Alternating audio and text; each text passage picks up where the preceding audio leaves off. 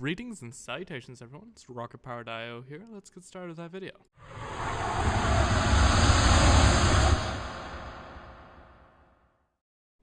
Today we will be going over bringing your drone pictures to a map using the following free and open source software. Pix4D Capture will be used to automate the drone's flight, and then we will process those images with OpenDroneMap. And finally, display those images to a web page using a resource called OpenLayers. Alrighty then, let's get to it. So there are 4 primary steps in bringing your drone images to a map on a web page. We start by finding a drone with flight planning. If you don't know what that is, we'll just hold on and I'll get to that later. Now personally, I use the Mavic Pro drone, but there are other drones on the market that would do just as well.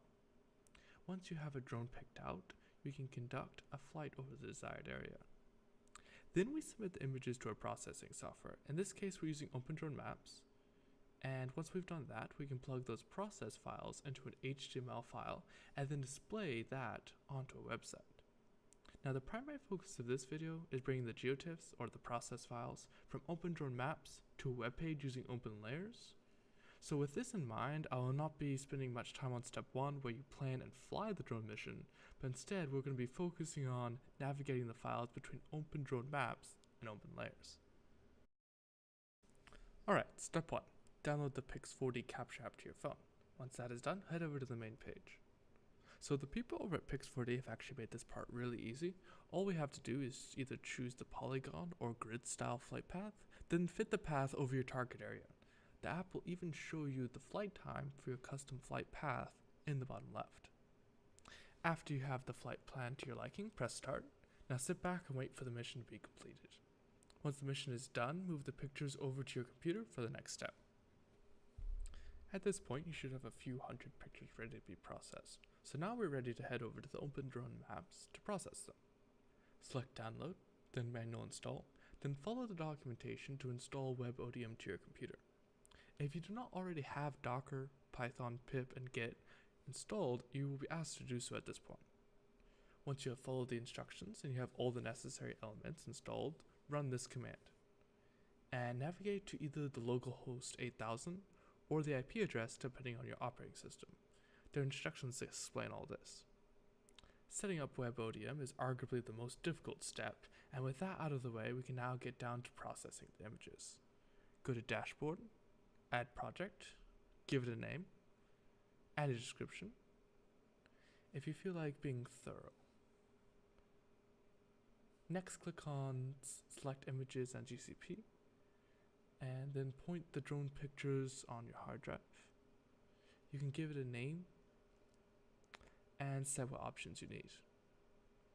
For the purpose of this video, Fast Orthophoto will generate the results the quickest. Nothing left to configure, so start processing and give it time to complete.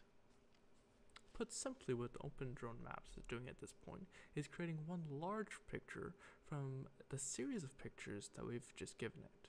This is made possible because when the drone takes an image, it also records the coordinates of its current location in the image file. OpenDroneMap comes in and, using the coordinate data, merges all the pictures together in a cohesive manner. Once complete, we can take a view of the map generated.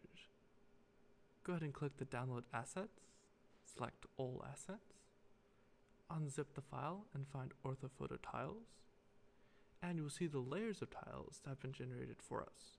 Perfect, now we can move on to using these tiles in OpenLayers. Alright, so navigate to openlayers.org and select Get the Code. Follow the instructions to install OpenLayers. OpenLayers is going to provide us with the base map we will be using, which is called OpenStreetMap. It will also be doing all the hard work behind the scenes, overlaying our tiles with the tiles of the larger map. Here's the template for the HTML file. You'll notice that I've modified it slightly and will link it in the down below for you to use. You will also notice that in the file there's a reference to 2 different URLs. The first one doesn't need to be messed with at all.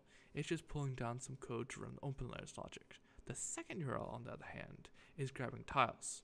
Now these are your tiles, so you could host them locally on your machine, but I opted to host them on Amazon Web Services S3 bucket. Whichever one you do, once the source solution is picked and pointed to your tiles, you're ready to open the HTML file in your web browser. And there we go. The area we surveyed is overlaid on the base map.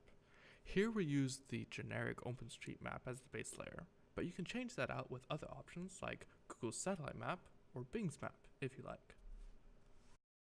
Well, that is a simple walkthrough from pics to maps. Keep in mind that there are a lot of options you can change along the way. For example, you don't even have to pull the OpenLayers code using the URL, but instead you can host that locally. Play around with all the options and find what works best for your own project.